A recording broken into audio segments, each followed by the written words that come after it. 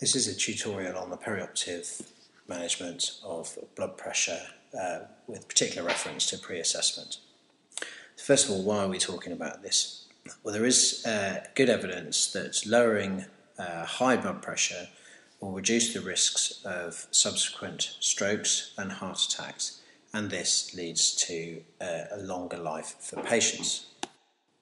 We know this to be the case because clinical trials have been done that have shown this. These trials are designed to detect differences between two different groups, a group that are treated and a group that are untreated. And they generally select groups with a higher underlying risk, and therefore this makes it more likely that the trial will show a difference between the two groups. So what have these trials actually shown? They've shown that patients with blood pressures in excess of 160/95 that are treated and that blood pressure is lowered towards 140/90 have a reduction in their risk of heart attack or stroke and an improvement in their length of life. Generally speaking, 2 antihypertensive medications are required to achieve a 10% reduction in systolic blood pressure. Unfortunately, only about 25% of treated patients achieve this level of blood pressure control.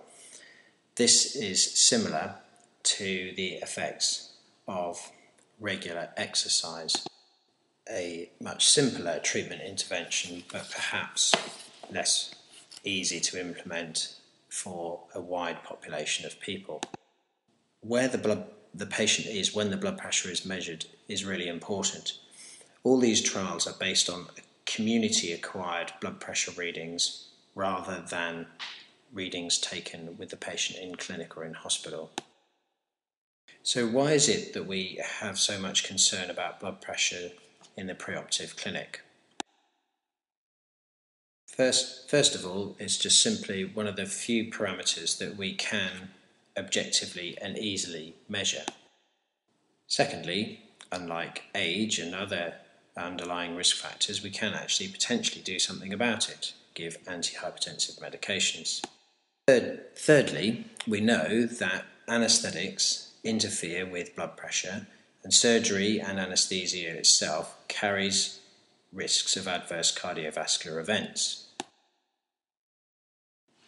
As we've already established, we know that poorly treated high blood pressure increases the risk of lifelong cardiovascular events and can reduce the patient's length of life. So intuitively, we worry that patients with underlying high blood pressure might fare worse when they're having anaesthesia and surgery. But what does the medical evidence actually tell us? Unfortunately, there is much conflicting information from trials that have been done. However, what does seem to be clear is that poorly controlled preoperative blood pressure leads to more intraoperative instability with respect to blood pressure. There is also some limited evidence that high blood pressures measured in the community lead to more myocardial ischemia intraoperatively. But with a commonly measured parameter such as blood pressure, you'd imagine that there would be some good quality randomized controlled trials designed and powered to show differences in morbidity and mortality. Unfortunately, none of these have actually been done. So where does that leave us? We do know from recent studies that intraoperative instability seems to have a negative impact on longer-term outcomes after surgery. But what about treating high blood pressures preoperatively? Does this improve long-term outcomes? A fairly recent randomized controlled trial of nearly 1,000 patients, which randomized patients to either treatment of blood pressure and delay to surgery or treatment and immediate surgery, failed to show any difference in outcomes between the two groups. Simulations using mathematical modelling suggest that survival benefits for delaying surgery to treat blood pressure are likely to be very small and would require a perfect response to medication in all patients who have an underlying high risk of cardiovascular disease. What about international guidelines? What do these tell us? The European guidelines suggest that for patients with grade 1 and grade 2 hypertension, this is systolic blood pressures of less than 80 or diastolic blood pressures of less than 110, can safely proceed to surgery.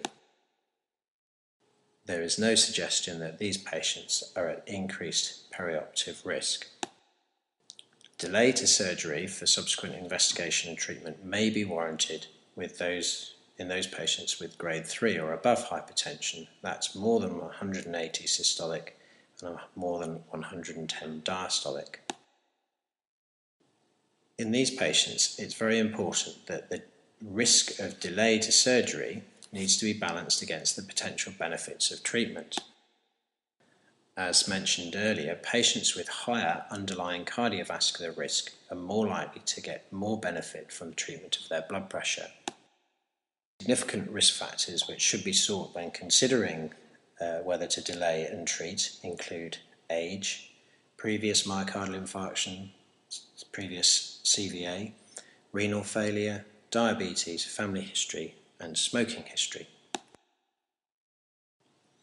So, in summary, patients with grade 1 and 2 hypertension, that is systolic blood pressure less than 180 or diastolic pressure less than 110, can proceed to surgery without any further investigations or treatment. There's no evidence that this level of high blood pressure increases perioperative risk or worsens outcomes. Patients with grade 3 or above hypertension may be considered for treatment. This decision needs to be based upon the risks of delaying to surgery versus the potential benefits of treatment of blood pressure, and this depends on their underlying cardiovascular risk factors as just outlined. Any decisions about treating blood pressure preoperatively should be based on community-acquired blood pressures and not isolated high values measured in the pre-assessment clinic.